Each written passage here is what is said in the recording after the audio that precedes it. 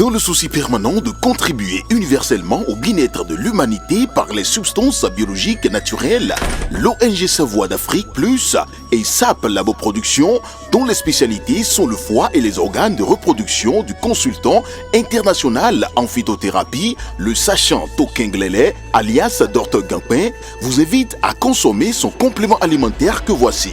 Gampin Siro est un complément alimentaire qui favorise la multiplication des cellules du foie et le bon fonctionnement du côlon. Il stimule par son action énergétique le désir sexuel en corrigeant les troubles érectiles, l'éjaculation précoce, augmente la libido et corrige la fatigue physique et mentale. Le siège est dans Cotonou à Zobo, non loin du 10e arrondissement. Contact plus 229 60 60 20 65 97 25 03 61 95 53 70 70.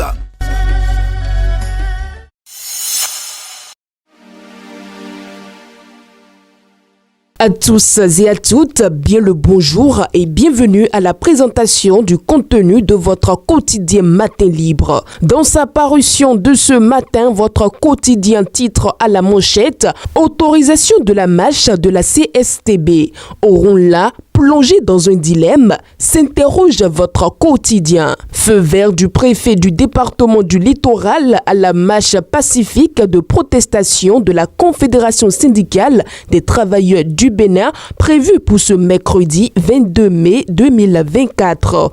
Après la répression de la marche du 1er mai dernier ainsi que l'arrestation des manifestants, les militants de la CSTB peuvent donc descendre dans les rues de Cotonou pour se faire entendre et l'autorisation préfectorale ne devrait point susciter de stupeur dans l'opinion et ce pour plusieurs raisons.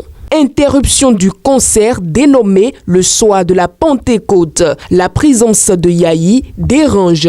Le dimanche 19 mai 2024, jour de la célébration de la fête de Pentecôte, le concert le soir de la Pentecôte, à peine démarré, a été interrompu par les éléments de la police républicaine. La raison officielle avancée pour justifier l'interruption du concert est le défaut d'autorisation de manifester que les organisateurs de ce concert, qui était à sa 3e édition, n'ont pas pu avoir auprès de la municipalité de Parakou. Autre titre à la une de votre quotidien, décès de migrants béninois sur les côtes tunisiennes. Les démocrates déplorent l'échec des politiques.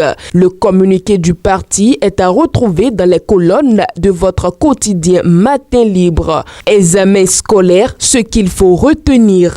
Les candidats aux différents examens de fin d'année scolaire affronteront les épreuves sous peu. Alors que les dates de composition sont connues, les préparatifs quant à l'organisation des 10 examens semblent bouclés. À travers un arrêté interministériel, le gouvernement a dévoilé les dates des examens, concours et tests de recrutement scolaires et universitaires pour l'année 2024. Plus de détails à la page 3 de votre quotidien Matin Libre.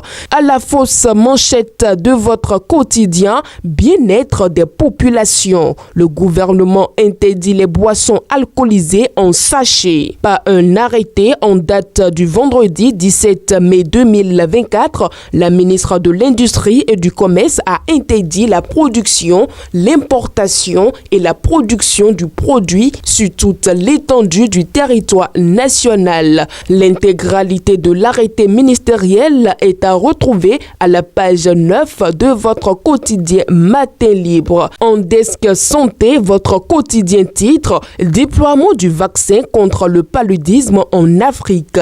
Le Bénin accueille les experts et PTF sur le sujet. Depuis peu en Afrique, l'initiative pour l'accélération de la production et le déploiement du vaccin contre le paludisme est chose réelle.